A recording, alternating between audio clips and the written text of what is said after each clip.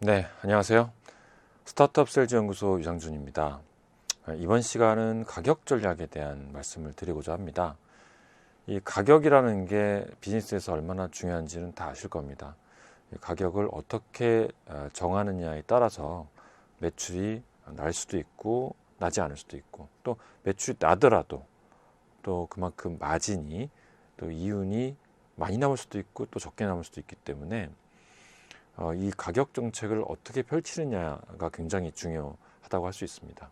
어떻게 하면 여러분들이 가격을 잘 세팅해서 소비자들의 니즈를 잘 충족시킬 수 있는지 알아보겠습니다.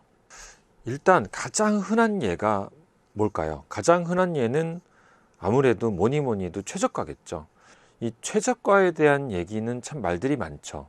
특히 이제 브랜딩을 공부 많이 하신 분들은 이 최저가 정책에 대해서 아주 극혐하시는 분들이 많죠. 아무래도 이제 아무래도 이제 브랜딩을 중시하다 보면 그럴 수밖에 없는데, 그러나 우리가 모든 케이스에서 브랜드를 가져갈 수는 없는 노릇입니다. 전자제품이라든가 또는 커머디티, 이런 제품들은 최저가가 굉장히 좋은 전략입니다.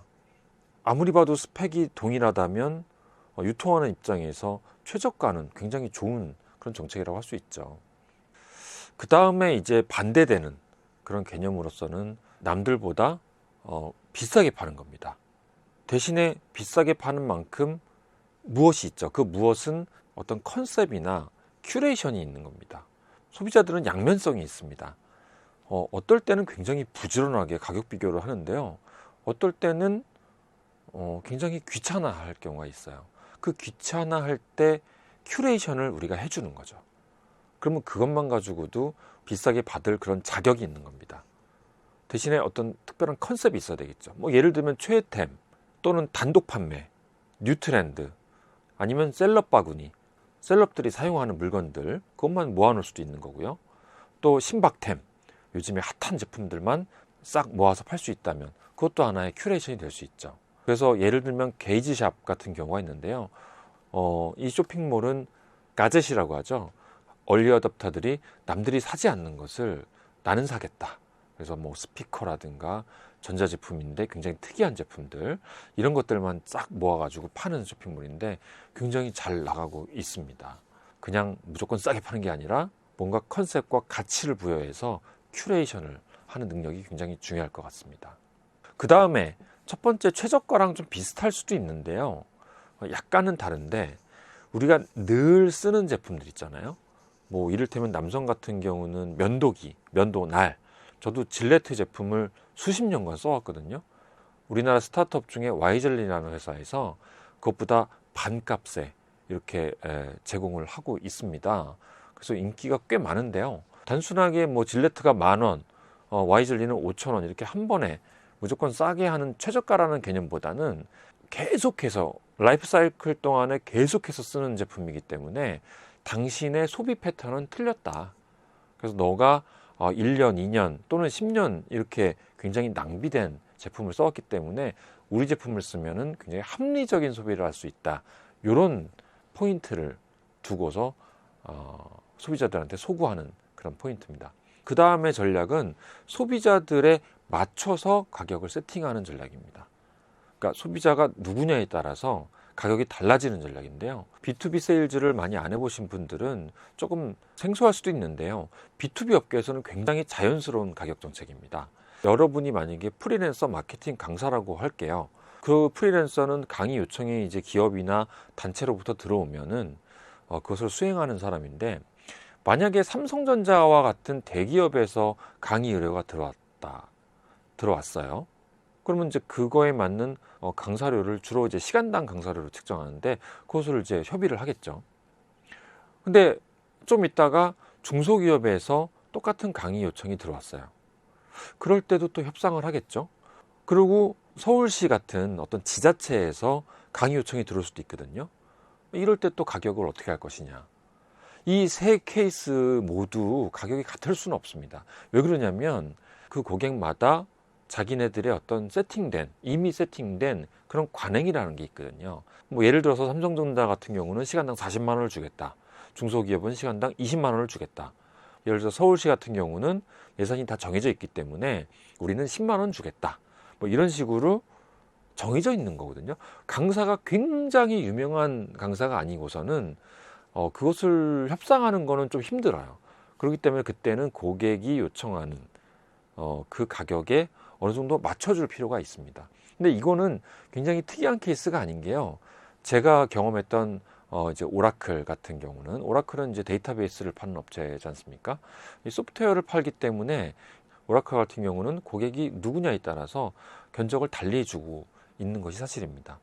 근데 이제 이렇게 말씀드리면 많은 분들이 좀 일부 어떤 분들은 질문을 하세요. 그렇게 가격을 다르게 주면 나중에 소문이 나서 우리 브랜드 이미지에 좀 나쁜 영향을 끼치지 않습니까? 근데 꼭 그렇지는 않습니다. 왜 그러냐면 일단은 소문이 잘 나지도 않을 뿐더러요. 그리고 우리가 인더스트리별로 가격을 다르게 주는 것은 굉장히 상식 중에 하나이기 때문에 그렇습니다. 우리가 어떤 종이를 하나 납품하더라도 일반적으로 쓰이는 가정용 또는 사무용 페이퍼는 뭐 한 장에 뭐 10원밖에 안 하겠지만, 그것이 만약에 의료용으로 쓰인다면은 그게 100원, 1000원까지도 될 수 있는 거 아닙니까? 굉장히 상식적인 거기 때문에 인더스트리별로 정당한 명분만 있다면 그것은 이상한 게 아니다. 소극장에 우리가 연극을 보러 갈 때 다양한 할인 혜택이 있잖아요. 뭐 신용카드 할인도 있지만 그냥 직장인 할인 또는 뭐 서울특별 시민 할인 또는 뭐 여성분 특별 할인, 이런 식으로 할인을 이미 하고 있어요. 그거에 대해서 우리가 불만을 제기하는 사람은 거의 없다고 생각하거든요.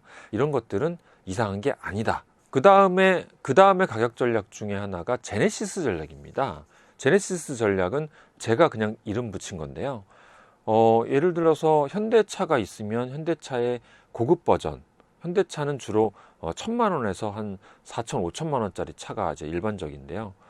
고급 차는 제네시스라는 브랜드를 붙여서 5천만 원부터 뭐 1억이 넘는 차까지 이렇게 있는데요. 어떤 하나의 브랜드라는 게 모든 커스터머를 섭렵할 수가 없기 때문에 이렇게 나눈 거죠. 그래서 여러분들도 보급형 또는 고급형 이렇게 나눠서 제품을 출시하는 게 어떻게 보면 합리적인 선택일 수 있고요. 우리가 모든 사람들이 잘 사는 것도 아니고 모든 사람이 못 사는 것도 아니고, 또 어떤 사람들은 잘 살지만 또 싼 거를 원하기도 하고요. 또 어떤 사람들은 못 살아도 비싼 걸 원하기도 하거든요. 그렇기 때문에 우리가 보급형과 고급형을 나눠서 이렇게 세팅할 필요가 있어요. 뭐 비근한 예로 애플 같은 경우도 뭐 휴대폰 하나에 120만 원, 130만 원 하지만 그 중에 저렴한 모델이 하나 있잖아요.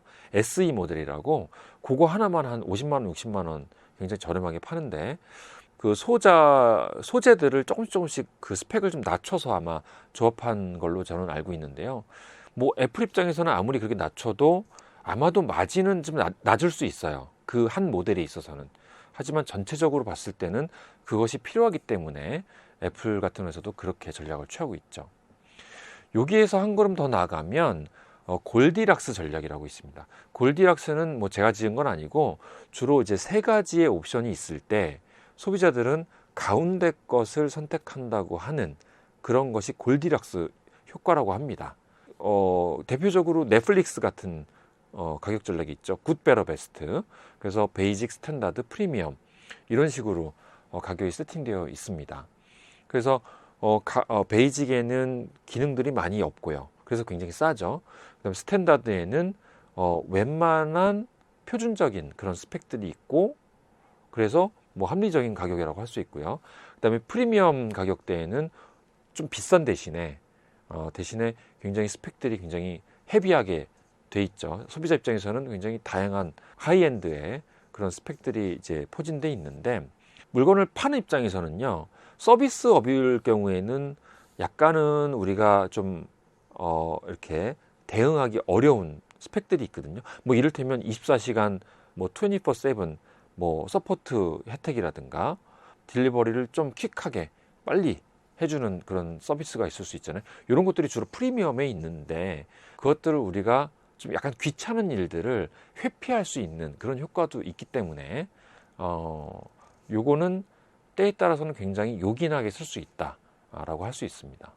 그 다음에 좀 독특한 가격 정책도 있는데요.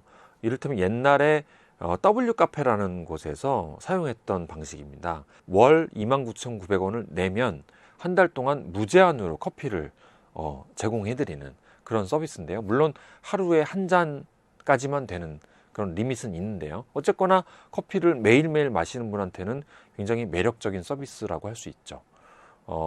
그래서 만약에 여러분들이 좀 낙전 효과를 좀 바랄 수 있다면 서브스크립션 프라이싱도 요긴하게 쓰일 수 있는 그런 가격 정책이라고 할 수 있습니다. 또 한 가지 또 재밌는 것은 일단 비싼 금액을 받고 만약에 미션을 부여해서 그것을 다 이행하면 소비자들한테 전액 환불해주는 또는 일부를 환불해주는 그런 정책도 있습니다. 뭐가 있을까요? 예를 들어서 우리나라 그 강성태 대표님이 운영하시는 공신닷컴이라고 있잖아요. 거기서는 19만 8천 원인가요? 그 금액을 내면 공신닷컴의 모든 과정을 들을 수 있습니다. 특전에 가까운 혜택이죠. 그런데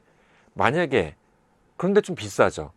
그렇지만은 또 만약에 소비자가 그것을 다 이수하면, 전 과정을 다 이수하면 19만 8천 원을 돌려주겠다, 페이백을 해주겠다. 다행히도 사람들이 그렇게 공부를 열심히 하지 않기 때문에 환불을 많이 못 받았다는 말도 있고, 이것은 제가 확인을 안 했습니다만 굉장히 재미있는 가격 중에 하나입니다. 그 다음에 PWYW라는 Pay What You Want 라는 건데요. 말 그대로 당신이 원하는 만큼만 내세요, 이런 정책입니다. 이것은 약간 브랜드 인지도가 좀 있어야 되는 정책이라고 할 수 있는데요. 과거에 유명한 록 그룹 중에 라디오헤드라고 있었죠. 라디오헤드가 앨범을 공개하면서 가격을 블랭크로 놔줬습니다. 그래서 너가 원하는 만큼만 내라, 이렇게 했습니다. 평균이 얼마 나왔을까요? 평균 6달러가 결제가 됐다고 합니다. 그러니까 어떤 사람들은 그냥 무료로 가져간 사람도 있었고요. 그냥 무료로 다운로드 받은 사람도 굉장히 많았지만, 어떤 사람들은 굉장히 많은 돈을 내고 그만큼 가치를 부여한 거죠. 그래서 다운받은 사람도 있더라. 그래서 평균적으로 6달러가 됐더라, 이런 얘기입니다. 어떻게 보면 인간의 뭐랄까요, 선한 그런 심리를 잘 이용한 거라고 할 수 있을까요? 글쎄요, 이거는 해석하기 나름인데 이것도 굉장히 위트 있는 가격 정책이라고 할 수 있죠. 자, 지금까지 소개해드린 가격 정책은 다 다르죠. 여러분들한테는 어떤 가격 정책이 어울리십니까? 여러분은 지금까지 그저 그냥 정찰제만 고집하신 건 아닙니까? 여러분은 지금까지 그저 최저가만 고집하는 거 아닙니까? 여러분은 그저 명품 전략만 고집한 거 아닙니까? 뭐라도 여러분이 고집한다면 하나의 가치가 될 수 있지만, 혹시라도 그것밖에 몰랐다면 지금까지 제가 말씀드린 가격 정책을 한번 생각해 보시고 슬기롭게 한번 이용해 보시는 게 어떨까 합니다.